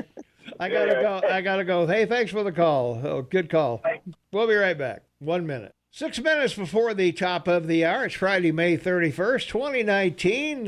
Jennifer Bordy's in the house. Shaman Taubman on the line from Vancouver, British Columbia. Half man, half amazing. And Tommy Gallop, your morning mayor, in the house. And we're going to be talking with Jennifer about law stuff coming up here shortly. But from our text line, 478-8298, Venezuela and Mexico fail states Camp of the Saints scenario. So... not sure what Camp of the State scenario means, but I don't know. Let's see what else we got here. There are multiple systematic efforts to interfere in our election. That allegation deserves the attention of every American. That was a quote, of course, from Robert Mueller. And let's see. I think we've got everything else, Shane, on the text line. Let me see if we got anything that... nope, I think we got it all covered. So there you are. That's right. Well, the 2020 election, people may think Russia is going to try to interfere with it, but right now it's China. China's going to be the one that's trying to interfere with it, as we covered already. Yeah. So I'm glad we talk about it because no one else is. There we go. Well, we also had an 8-way tie in the spelling bee, the National Spelling Bee. 50,000 winners, 50,000 each for the winners because they ran out of words. How do you run out of words on a spelling bee? What's the deal with that? So I don't know. And also they've tried to get this disaster bill through, $19 billion or however much money it is. And because the full House and Senate aren't there right now, they're all out campaigning. They asked for just a voice vote. And if one person objects, then it goes down in flames. And this third time it has, because they want them there to fess up and make their vote public. Well, the amazing thing about unanimous consent, which is we're talking about here, and Tom just explained, is it's derived from the parliamentary form of government in England. But this is a great thing to bring up because unanimous consent is used a lot in the House and the Senate when they have to pass something really fast, like, a continuing resolution. So, folks, if your House and your Senate want to get something done, they can get it done really darn fast, with or without all the members there. So there you go. They can, yeah. Well, it's, I don't know. They go into all this. First of all, it's amazing they only work 109 days a year. So, I mean, that's like our legislature in up in Helena, but they don't do it consecutively. They get endless vacations and endless, go home and campaign and whatever. And as we pointed out, the entire House of Representatives is up for re-election. All of them. That's right. Well, we should say it the other way. They take 264 days off. Well, and one thing that's really important here, again, for everyone to remember about your Constitution, the president has the authority to call the Congress back. Mm-hmm. So he can do it. He doesn't. It's not an executive order or anything. He just, he can just demand that that both the House and the Senate seat. So, again, if they want to get something done, they can do it. They can get it done. Yeah. Well, same way in Montana, the governor can call the legislature back into session if if it's warranted for some reason. So yeah, that's how it works. So, all right, Jennifer, what do you got on your docket today? Well, an interesting case came down from the Ninth Circuit, a panel of the Ninth Circuit this week involving Montana's office of, wait a minute, the Commissioner on Political Practices. There we go. I don't know why it's so hard for me to remember that phrase, but it is. But anyway, and it presents one of those opportunities I really love that has quite a few different aspects of the law that at least I find fascinating, and I think it would be beneficial and educational to sort of impart to everybody out there. So we're going to talk about that case. Okay. Plus, as I told you off air, I probably shouldn't say this, but I've often found our Commissioner on Political Practices quite entertaining. Right, yeah. States. Well, so it just seemed like a good opportunity to wax a little bit philosophical, political, and legal and educational on this topic. Well, we'll find out when we come back after the break at the top of the hour. So good to see you. You look all dressy springy today. You look nice and springy, all colorful and everything. So you're all right. Mostly running out of clothes. Got to do some laundry this weekend. I hear you. Me too. All right, that's going to wrap it up for this portion. And Jennifer Bordy, as I mentioned earlier, will join us shortly here. So by all means, we'll be back with more stuff right after this. And hey, don't forget, our poll question today is, what is our poll question today? Geez, I did it too early this morning, I guess. About school.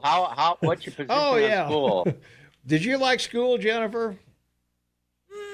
I liked college, actually. Yeah. And I liked the social aspects of school, but did I really like school? I don't think so. Yeah. Well, our poll question is how much do you or did you hate school? Well, I didn't hate it 0 to 100, so you can. And the thing I say about college is it's the most fun you can have while learning, hopefully, to make some money afterwards. I missed part of that lesson, but It is fun. All right.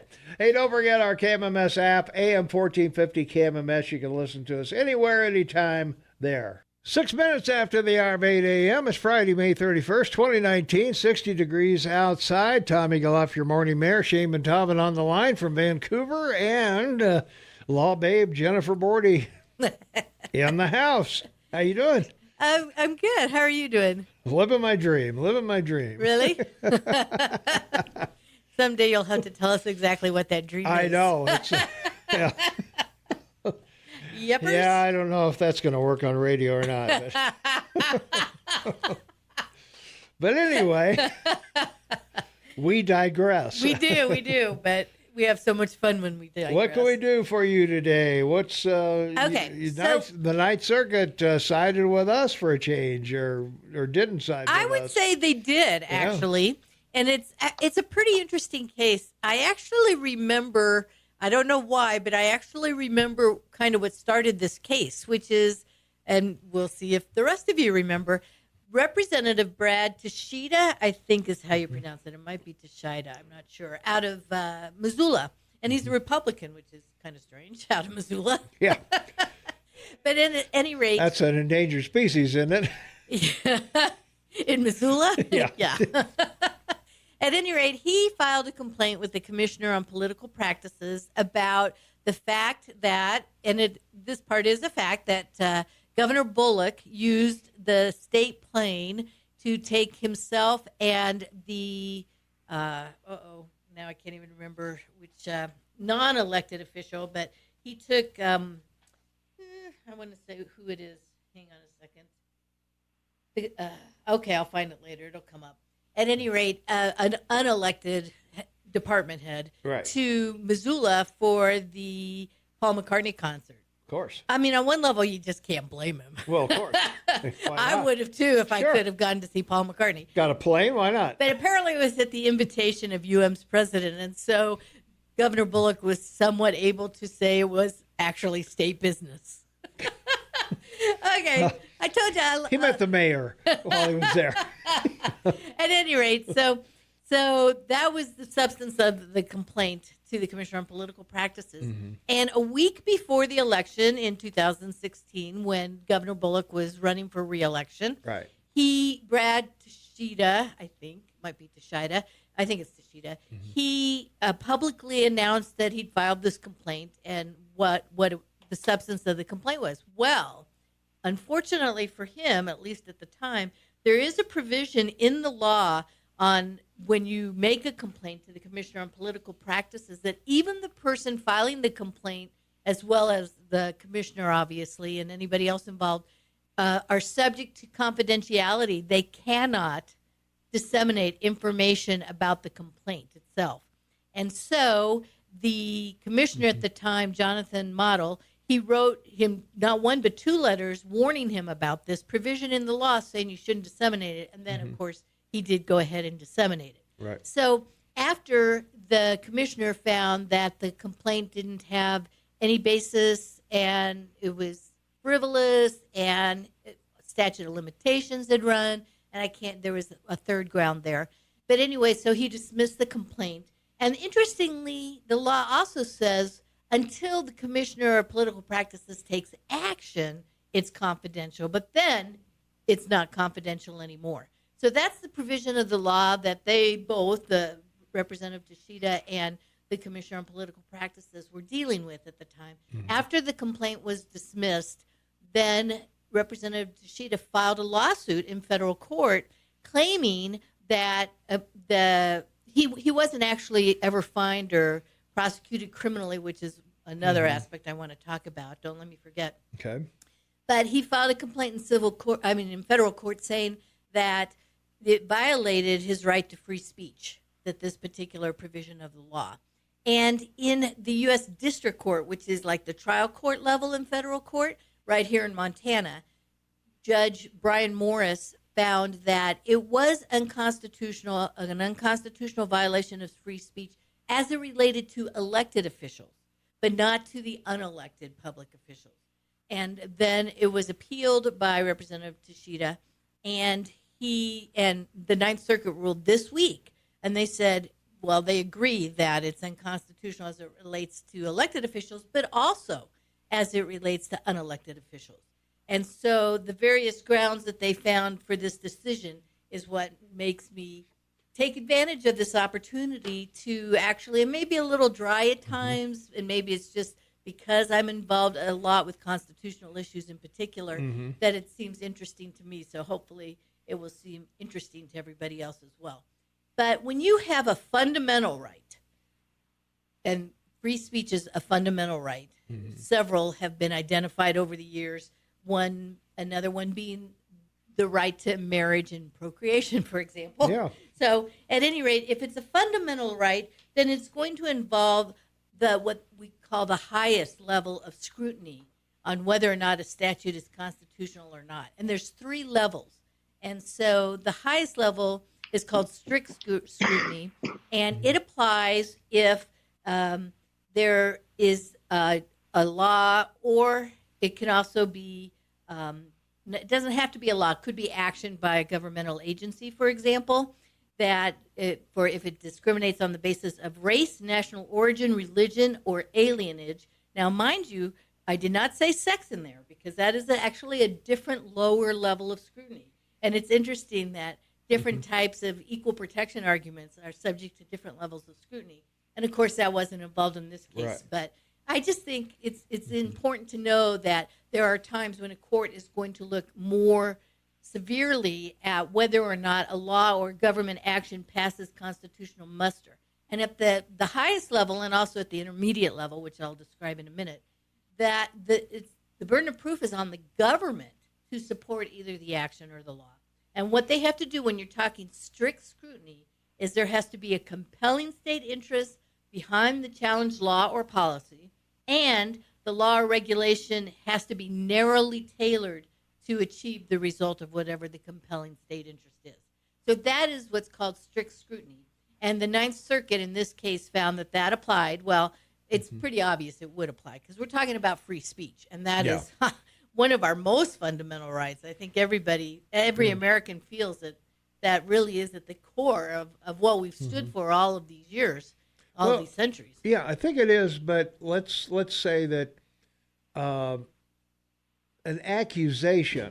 should an accusation be made private until an actual action is brought to the court? Well, that is sort of what the idea was behind this law, why there was confidentiality. And one of the things that the Ninth Circuit looked at that makes sense is that didn't make sense. Because if they're able to talk about it once the commissioner's made his decision, whether it be to pursue it or dismiss it, then if it's dismissed and the commissioner finds it has no validity, but yet you can say, oh, look, this is what happened. That's one of the things that didn't really make sense about Montana's law. But I'm thinking you might be tainted by, But yes, on your tombstone, he was accused of, back in.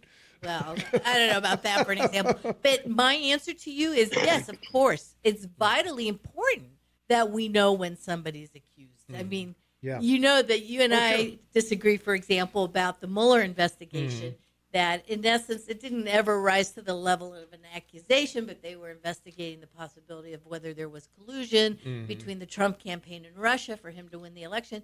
And let's admit it. If there was an iota of evidence about that, that's an important thing to investigate. Sure. You want to know that.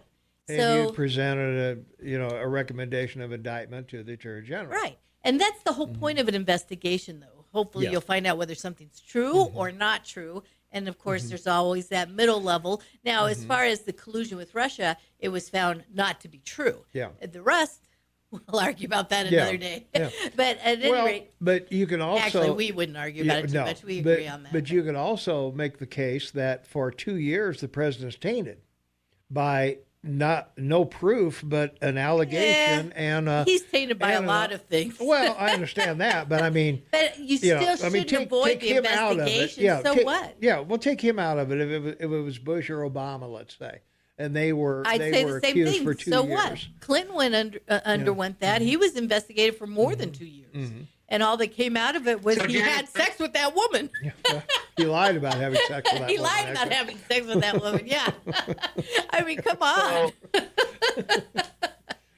Jennifer, I just wanted to ask, do you think the Ninth Circuit was influenced by the U.S. Supreme Court upholding the constitutionality of Montana's Disclosure Act on February 19, 2019 of this year?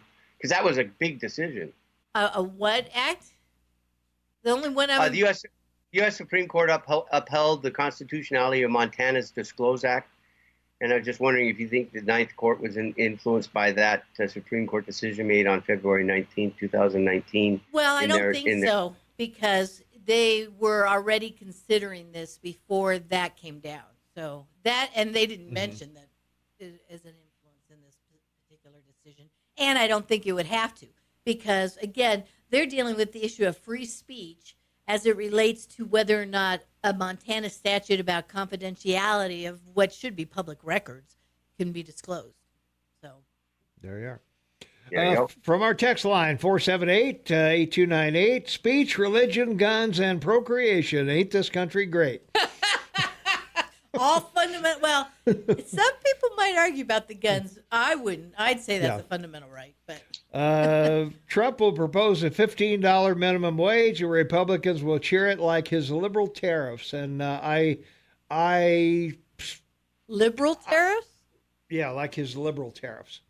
I can't imagine that Trump would promote a $15 minimum wage. I can't imagine either. No, that ain't going to happen. He'd more likely propose dispensing with the minimum wage. Yeah. But at any rate, He doesn't have to. Wages are going up naturally. Yeah, I was going to say he would need to That's because true.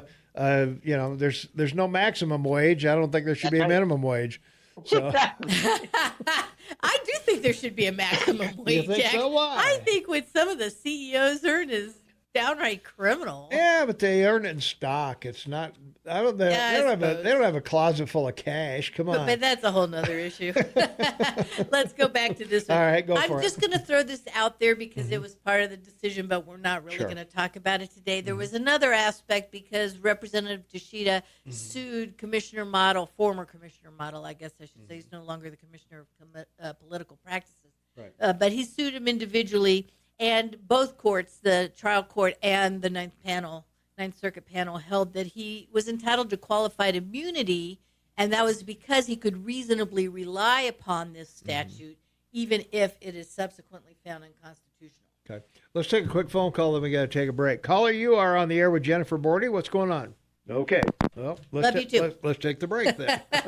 We'll be right back. All right. It is 20 minutes after the hour of 8 a.m. Friday, May 31st, 2019. 62 degrees outside. Looking for a high of around the mid-60s. And Shane Matobin from Vancouver, British Columbia on the line.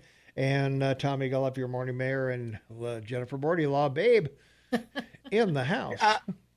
Jennifer, I have a question. In federal politics, there's a determination if, political officers take a trip or something. If it's a political trip, they have to pay for it, so forth and so on. You mean if it's a non-political trip? Wouldn't that be the job of the commissioner for political practice to look at this light and make a determination whether it was government business or political? And if it was political, he'd have to pay for it, right? I'm not sure what you're saying. Are you talking about the fact that public officers can't use public time and money and resources to further a political campaign? Is that what you're asking me? Yeah, that is prohibited, and that is something that the Commissioner on Political Practices would look at. So what you're saying is he looked at this and made a determination this was not a political trip. It wasn't a political trip. That wasn't the issue. The issue was he using government resources for personal? I get that. I got that, Jenna. I just want to make sure that everyone understands it was reviewed and determined it wasn't a political trip. Well, you're talking about two different things. There are personal use. For example, if he just took a plane to go to a concert, I mean, you can make a pretty good argument that's just personal use and not state-related activity. Right. But there's also, you cannot use public time and resources. In fact, the potential fine is higher for just that one provision in the law if an elected official or otherwise public officer uses government time and probably money to advertise their campaign or something. Yes, that is strictly prohibited. Okay. So, and I don't think that was ever the question in this case, though. I mean, he was arguing it was personal use. He took the state plane to go see a concert. There you go. From our text line, 478-8298, truth, lies, and innuendos. We're all prone to them being human. Free speech is a priceless gift of mercy, or we'd all be condemned. And Jennifer's laugh is infectious. Oh. So there you are. Thank you. At any rate, okay, so I do want to say now that the public officer he took with him was the director of the Department of Commerce. Okay. So it was him and an unelected position, the director of the Department of Commerce. And so that's why in this particular complaint that Representative Tashida filed, there was a distinction first made at the trial court level, but that the panel of the Ninth Circuit then eradicated in essence. And by the way, I should also mention, it was just a panel of the Ninth Circuit, not the full judge panel of the Ninth Circuit. So that can be appealed to the full panel. We may not have seen the end of this case. But it's actually really well-reasoned, and I don't think we're going to see any difference. And it is ultimately a win, obviously, for Representative Tashida. So, it really is well-reasoned. I can't imagine a lot of things that people do. Yeah. So it might be appealed to the full panel. Who knows? But at any rate, and actually, I suppose to that end, it could end up at the U.S. Supreme Court or try to end up there. But at any rate, this is where we are right now, and I don't think we're going to see any change in the decision if it is appealed any further. Yeah. So some of the things that I want to finish talking about then is exactly why that particular provision was unconstitutional, but also the fact that another really fascinating aspect of this case that I don't think really gets enough play, shall we say, in the media, or that enough people know about, is the fact that there really is a statutory code of ethics for legislators and government officials, whether they're elected or not, for them to follow. And that is what the Commissioner of Political Practices, I don't think that's really aptly named, if you want to know the truth. Yeah, it's fine if it was limited to, this candidate did this or this candidate did that, because to me, and it's sort of the distinction we were making with Shane just a few minutes ago, that political practices generally means more like the campaigning and running for office as opposed to what you do once you get into office. This was more an ethics question than it was a political practice question. Right, but it's still all within the purview it all of goes the in the Commissioner same, of Political Yeah, Practices. it's all the same bucket. Once you're elected, I wouldn't necessarily say that's politics unless, again, like we were discussing, you're campaigning on state time. That's a no-no. Yeah. But if you're anything else you might do that's unethical, and you would file a complaint with the Commissioner of Political Practices on any of it. And now you're not going to be bound by this confidentiality, which is a good thing. I think we, and especially we, have a constitutional provision in Montana's Constitution. We have the right to know. And when it comes to things like if cops are being investigated for bad or worse behavior, I think we need to know the same thing about our elected officials, and even sometimes the non-elected officials. Let's face it, the director of the Department of Commerce probably has a lot of power.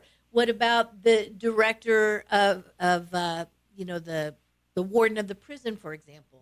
That's not an elected position; it is appointed. But yet, we would want to know if something's going on that's kinky at the prison, and we have a right to know that. And doesn't the Office of the Ombudsman in Montana oversee this as well? Not that I'm aware of. I think they have a lot more to do with financial oversight.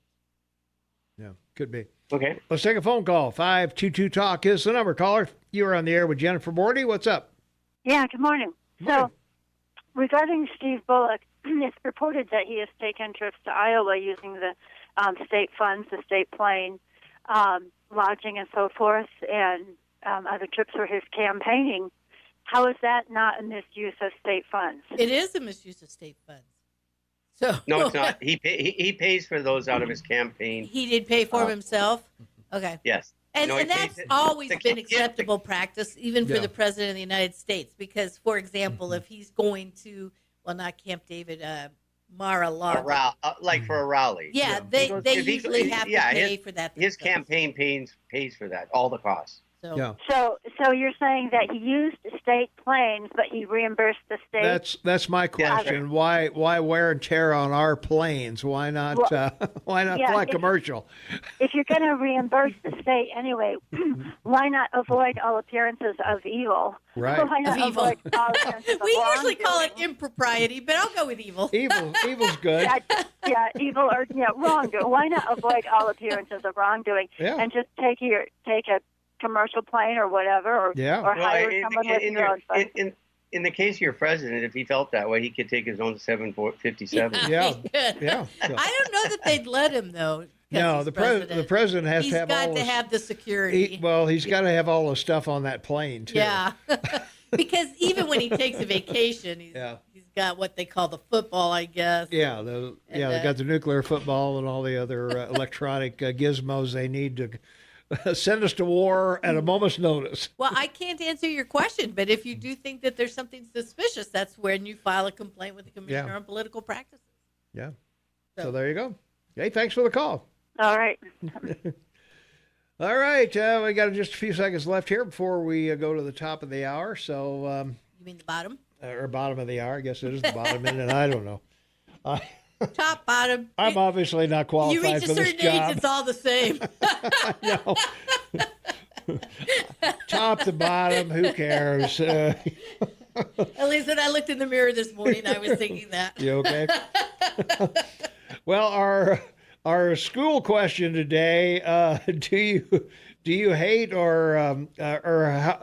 did you hate high school? 50% of the people said 0 to 20%, so not really, and 20 to 40 and 41 to 60 were tied at 25. So most people, it sounds like they liked it more than they hated it. I think they like it. I think for the most part. I mean, high school's fun too, for the most part. Mm-hmm. Yeah. Unless you're bullied a lot. That would be the case. So, all right, we'll be right back with more with Jennifer Bordy right after the news. 24 minutes for the top of the hour. It's Friday, May 31st, 2019, 63 degrees outside. Shane Montalban waving at me while he's drinking his coffee. And I suppose it means he's got something to say. You got nothing to say? You're just waving for the hell of it, huh? Okay. I just want to say in response to that song that you play every week for Law Talk, we're talking about a case where the law did not win. Oh, okay. Law did not win. Okay. Well, good. I also want to mention that no doubt in response to Judge Morris's decision at the trial court level that the statute was unconstitutional as to elected officials, but not non-elected, unelected, whatever, officials. The 2019 legislature did amend the law to provide that it imposed the confidentiality obligation only with respect to public employees and unelected public officers. And that law is not even supposed to go into effect till October 1st, which is, as Steve White and I discussed a couple weeks ago, that's the default provision about when a law goes into effect unless it says otherwise. And I don't think it's going to go into effect at all now in light of the decision from the Ninth Circuit panel in this case that we're talking about. So I just wanted to point that out, that there was an amendment to the law in light of the earlier decision, but that decision now, that aspect of that decision now no longer has validity. So. And they probably won't challenge it, or I don't think they will. Yeah. Because again, and we're still going to talk some more about the free speech issue, which is kind of tough to. And the things that they said about it, I mean, the law really, if you think about it, doesn't make much sense because, first of all, the confidentiality is lifted no matter what the result is of the commissioner's determination, just as long as he's finally made a decision. So it doesn't accomplish the purpose that you would think it was intended to accomplish. That's part of it. Yeah. And I am going to talk about that some more, but I want to throw in an aside here, something that I caught that has nothing really to do with the case. And if anybody knows Representative Tashida, they may want to call him and tell him I said this. Okay. This is how it got disclosed. He sent out an email, I guess it was only 6 days before the election, to other House members.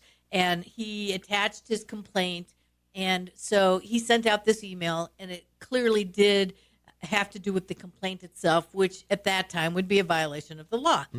But the interesting thing is that in a radio interview right before the election, the Commissioner of Political Practices at that time, Commissioner Model, said that he talked about this, and he said that Representative Tashida committed official misconduct by disseminating this, and which is also a crime. And the interviewer specifically asked him if that was a civil claim, and he said, no, it's in criminal court.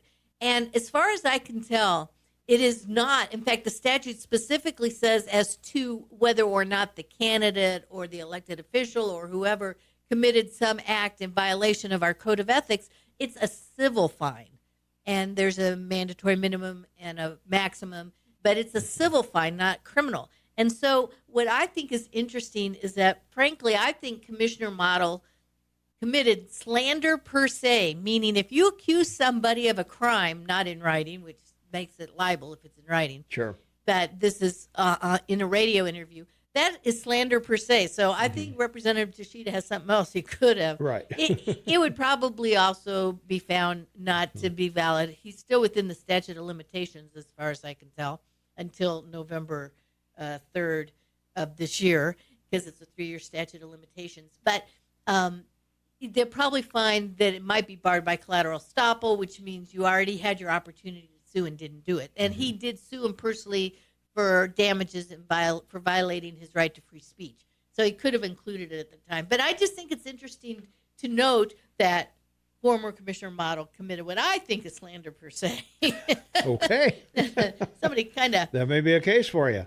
And then the other thing that was a little interesting, I guess, of note before we talk more about the legal specifics, is that there is a mechanism to appeal a decision of any kind by the Commissioner of Political Practices. And Representative Tashida did not do that.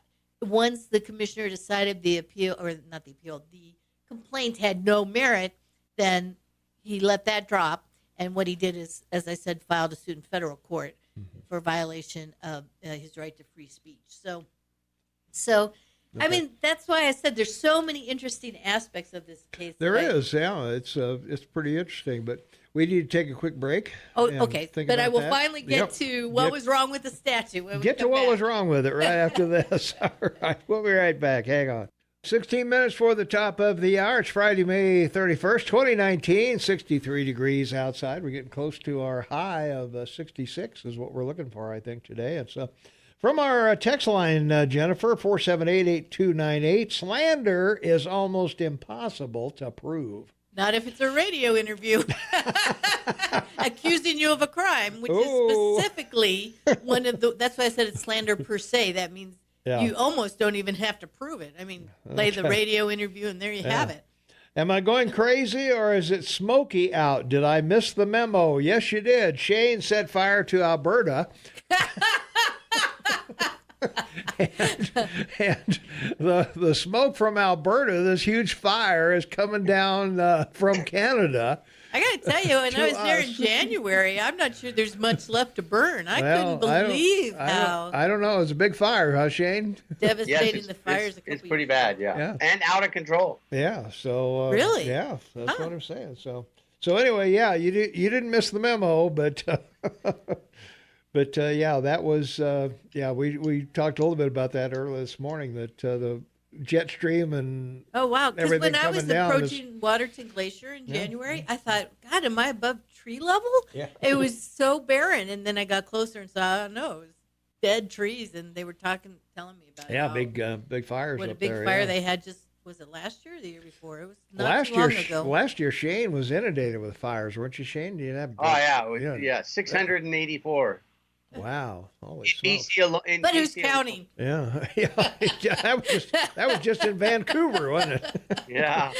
Let's take a phone call. 522 Talk is the number. Call you on the air with Jennifer. What's up? Well, you got one smart lawyer in there today. Thanks. This is the Colonel Clink now. Yeah. Colonel Clink? Yeah. Colonel Clink. I'll be Sergeant Salt. I know nothing. Yeah. That's right. That's right, Jennifer. Well, I'll tell you what, we want to send all the environmentalists up there to Canada to put this fire out because we have a lot of carbon in the air, you know. That's right. And we're breathing this carbon. We did last year and we do it this year. But that ain't what I called about. Being you got one smart lawyer there, I want to ask you something, Jennifer. Okay. If you remember right, Mr. Putin invited Mr. Trump or anybody to come to Russia to interview their hackers that were hacking into the Republican campaign. Am I right or wrong? The Republican campaign? I thought they were hacking into the Democratic campaign. No, they were hacked into that's where they were trying to get the conclusion with Trump, because Trump had talked to some of the Russian people, you know. Well, that they were hacking the Democratic campaign, but passing the information on to Trump's campaign. Well, I think Hillary Clinton was responsible for a lot of that.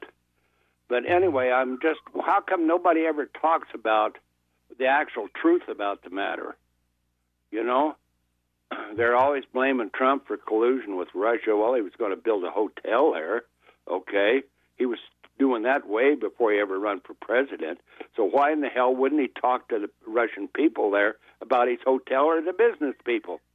Now, do they call that conclusion or whatever? Well, I think that's specifically one of the reasons they did not find collusion is because that was the substance of the talks that Don Jr. That's right. had with the Russians. That's right. And also the hotel About never the hotel. happened, too. Yeah, well, you know, I'm so damn sick of it, and I imagine you guys are too. Here, I am pretty sick of it. you know, trying to take a president like this, he's done more for us, actually, than most presidents have ever done. Well, I'm sort of sick of all of it. I mean, well, me I'm too. sick of the Democrats trying to make something out of what's not there, and Yep. I'm sick of. We're sick of hearing. I'm sick of all of it. We just hate to even see it on the news, you know, at night. You just want to turn the. I've talked to our little coffee clutch out here, as you know, Jennifer. Yes. All of us are just turning the damn TV off. We can't stand it anymore. You know, but I just kind of wondered if we can get the environmentalists to go up to Alberta. Well, you got to stay with Shane and me, though. Well, I think Shane would gladly let him come in the border free. He would, yeah. He could do something there. He's got a spare room. He'll be happy to take about 10 or 15 of them. Get these guys up there and put out the fires. How many years have we smelled the smoke of North America here? Oh, a lot. A lot. Yeah. Every year for the last 4 that I know of. Sort of like we got the Mount St. Helens ash too I was back in going to say, you got to 1980. go back. I remember back in 2001, the Costco Connection magazine did a story on me and brought a photographer over. We couldn't shoot on Saturday morning because it was too smoky. That's right. We had to go the next day. Well, you know, they blame a lot of it on lightning. Of course, lightning produces nitrogen in the ground for the farmers, but they blame a lot of it on lightning. They blame it on people. I blame it on the environmentalists because they won't let the timber folks cut the dead trees that the beetles killed, and it makes a furnace. God, if you look what happened in California, my God, and now we're getting flooded. What the hell else? What's good to say? Yeah. You know, you'd like to say something good about things, but Jesus, look at what's happening to us. I appreciate that. Hey, we got to go because Jennifer's got some more stuff to do, so hang on there. Okay, Jennifer, take care now. Thanks for your call, Clint. All right. Let's take one last break, and then we'll finish up with you. I may not get to You'll it. be Darn fine. it. You'll be fine. Come on. Welcome back, everyone. It's 6 minutes before the top of the hour. It's Friday, May 31st, 2019, 63 degrees outside. KMMS Morning Soapbox with Tom and Shane, our special guest star in studio, the law babe, Jennifer Bordy, finishing up on the Ninth Circuit and ethics and political practices and whatever else is on your plate there. Well, I think I'll skip some of what I earlier characterized as dry legal analysis and just talk about some of the things that I do think it's important for people to know. For one, is that the Ninth Circuit panel did recognize, as does the U.S. Supreme Court in many instances, there is some information, personal, mostly health information, Social Security numbers is another example, that is always recognized as private and confidential and not reasonably subject to disclosure. But that was part of the problem with this statute, is that it didn't really make any attempt to distinguish between constitutionally protected personal information or information that may be revealed without violating the Constitution, which would generally be what I would say is encompassed by our right to know. We want to know if there's actually even an allegation that our elected or unelected officials are not being good people while they are in office. Sure. So I think we have the right to know that.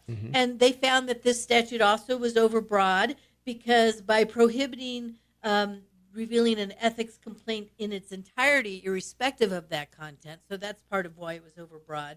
But also, as I said earlier, they found it was largely ineffectual because the confidentiality provision is only for a limited amount of time until the commissioner makes a decision. And let's say what it doesn't cover is you haven't filed your complaint yet. There's nothing that says you can't reveal it then. So what would be the point? If you can reveal it before you actually file it, but not once you file it, that also doesn't make sense. Yeah, so there were all kinds of really good reasons why this particular provision didn't pass the strict scrutiny test. It wasn't narrowly tailored to accomplish the reasons that were given for having this law. And that's not to say there couldn't be some more tinkering amendment of this law so that it might pass constitutional muster. True. But this one, the way it is right now, did not pass constitutional muster. And I will also throw out that the Ninth Circuit has also looked at a similar but even more explicit law from Hawaii, which they also felt didn't pass constitutional muster. So it would take quite a bit, I think, for it to. It's not impossible, but anything like this that's going to prohibit us from knowing, and the person that's making the complaint from disseminating information that, hey, I think your governor misbehaved. Yeah, we're entitled to know that. And we're entitled to our opinion about whether that's true or not, even if the Commissioner on Political Practices didn't find it. But like I said, you use the state plane to go to a concert, even if it's at the invitation of the UN president. I don't know. I have a little bit of trouble with that one myself. Yeah, I would think so. Although Paul McCartney, as I said, I'd do anything to go, I guess. You could go. I would have loved to have gone to that go concert. See that? Yeah, why not? Huh? So anyway, those, in a nutshell, in a lot less detail than I was going to talk about, are the reasons why they found this particular provision unconstitutional as it relates to both elected and unelected officials. So that would also include public employees, which is also part of who you can complain about with the Commissioner on Political Practices. And the other reason why I thought that this case was interesting is because there have been complaints for a long time that being appointed by a Democratic governor, that they tend to discriminate against conservatives, if you will. And I wish I could have found evidence of whether that's true or not. I mean, the most publicized case, of course, was against our own local representative, Art Wittich, who was, by the way, graduated with me in my law school class. Okay, good for you. And was also a cube mate of mine at the time. But at any rate, I mean, he was actually prosecuted and found guilty by a jury and subject to a pretty hefty fine for what was considered misconduct during his, I believe, campaign. Yeah, taking dark money was mostly the part of it. But there's no statistics or examples of cases that have been prosecuted or not on the commissioner's website. I would have liked to seen something like that. So it's really hard to know whether or not that has any validity. But at any rate, that has been the complaint for a long time. And so, in essence, what was wrong with the statute, it was severely under-inclusive. And so could our legislature do something? I kind of hope they don't. I personally don't think that these kind of complaints, sort of like it's not an actual charge, but I think we're entitled to know. Yeah. So, frankly, I think the confidentiality provision should just go out the window. All right. All right, that wraps it up for us today. Say goodbye, Shane. Thank you, Mayor. Thank you, Jennifer. Everyone be happy, be safe. All right. Thanks, Jennifer. Always a pleasure, always informative. It is always a pleasure. We will be back bright and early Monday morning. We'll check back with you then, of course. And hey, don't forget to get the KMMS app, the AM 1450 KMMS. Just go to your Google store or your App Store and check it out, and you can take us with you anywhere, anytime you like, which is pretty cool. And don't forget our poll question today. How much do you or did you hate school? Scale of 1 to 100. So check it out.